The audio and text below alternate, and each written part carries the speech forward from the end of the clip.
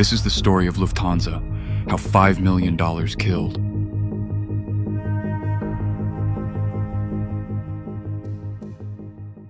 December 9th, 1978. 3:12 in the morning. 6 men walk through a side entrance to the Lufthansa cargo terminal at John F. Kennedy International Airport, carrying handguns and zip ties.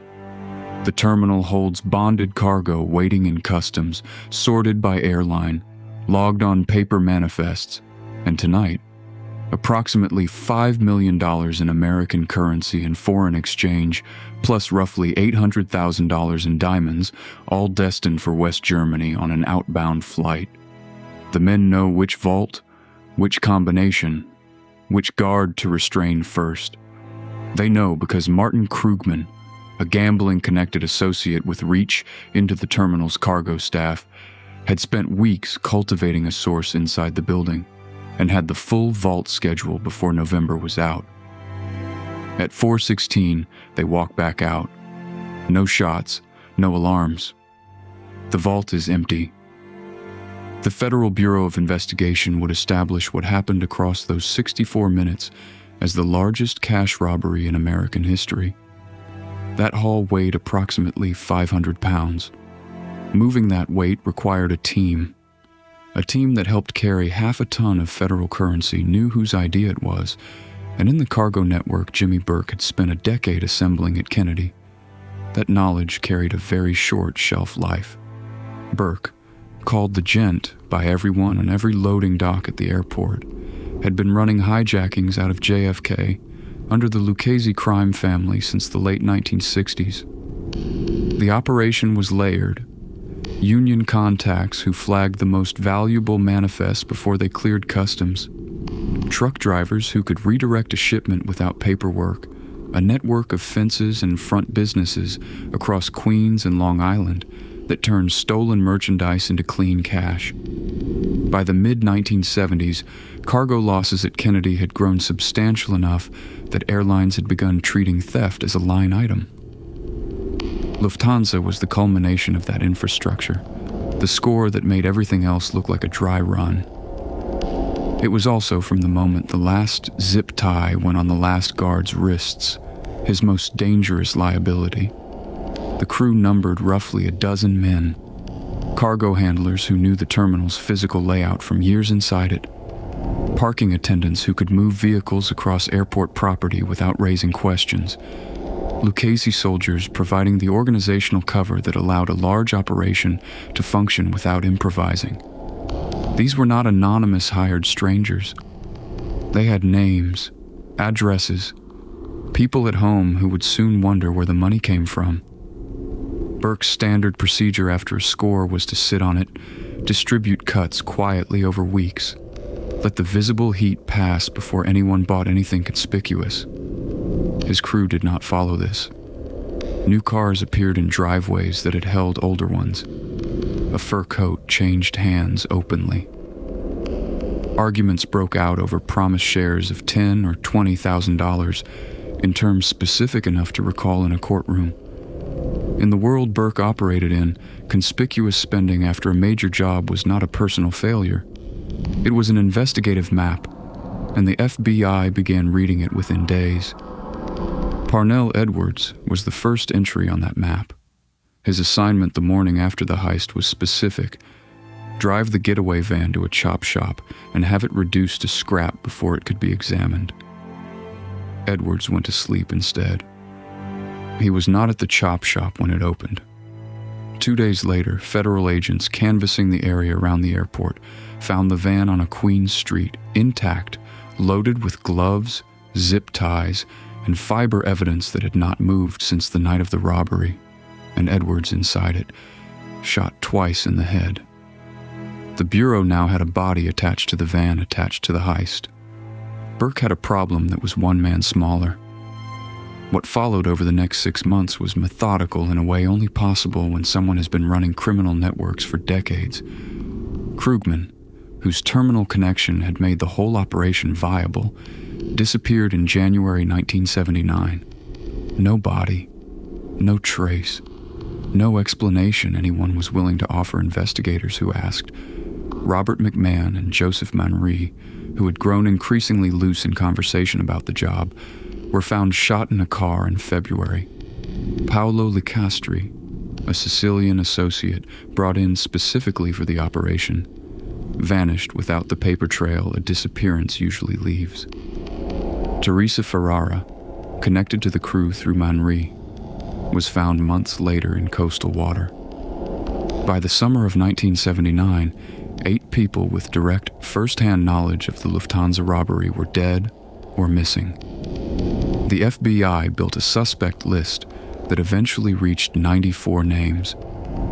They could not prove who was drawing it. Henry Hill was still alive. Hill had been inside Lucchese operations longer than almost anyone else involved, a decade-long view of the organization's airport activity. A narcotics network he ran in quiet violation of a family prohibition on drug dealing, and a working knowledge of the operation's finances detailed enough to reconstruct transactions that most participants had stopped thinking about. Burke understood exactly what Hill could hand to a federal prosecutor. What kept Hill alive was not loyalty. It was organizational structure. Hill operated under Paul Vario, a Lucchese capo with seniority and standing. Removing an associate connected to a sitting capo without authorization from above invited internal conflict the organization could not afford. Burke had been eliminating men who were peripheral, those without powerful patrons, those whose absence would generate no pointed questions from above. Hill had a patron. Reaching him required a sanction Burke had not been given and, judging by the outcome, made no progress obtaining. In 1980, Burke extended an invitation, a job in Florida framed as opportunity, delivered through the informal channels the family used for everything. Hill had spent 18 months observing what had happened to the men who had stood beside him in that cargo terminal. He understood the shape of the invitation. He declined. In May 1980, federal agents arrested Hill on a narcotics trafficking charge, carrying a potential 25-year sentence. He retained counsel for approximately 48 hours before requesting a meeting with prosecutors. What he produced over the following months was not a single case. It was a chronological account that moved through a decade of Lucchese operations, murder contracts, financial arrangements that had never surfaced in court, and Lufthansa. Every name, every role, every promised cut, the van, the vault, the crew, and the pattern of deaths that followed. The account led directly to prosecutions of multiple Lucchese associates on charges that had been sitting without a cooperating witness for years. The FBI's reconstruction of the money involved tracing cash deposits through front businesses in Queens, interviewing surviving crew members through intermediaries, and attempting to match serial numbers against bills recovered in unrelated seizures over the years that followed. Some portion of it had gone to crew payments, most of those men already dead and unable to confirm receiving anything.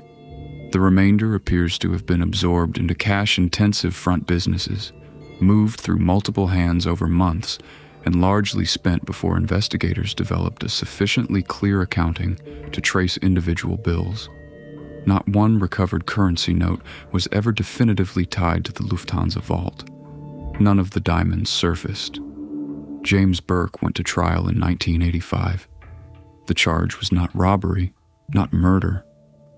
It was fixing college basketball point spreads, a sports bribery scheme that prosecutors could prove through wire records and cooperating witnesses without resting the case on Hill's account of the heist.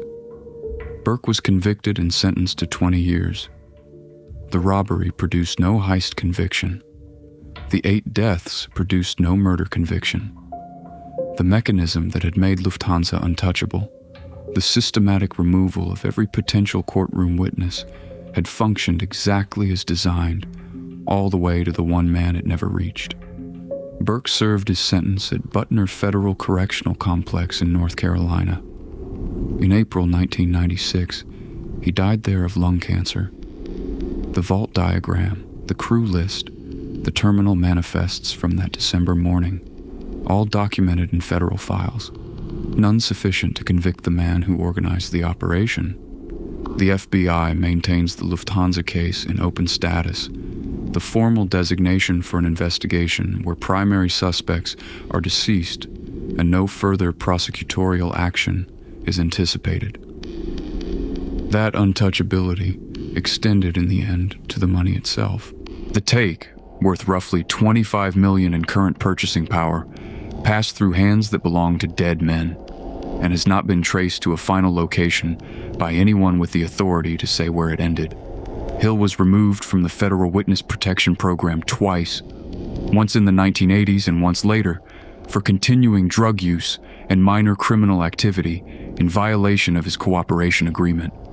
He died in June 2012 in Los Angeles at 69, having spent his final years giving interviews and consulting on a film about his own career. Of everyone who had been present in that cargo terminal in 1978, he was the only one who died in a bed,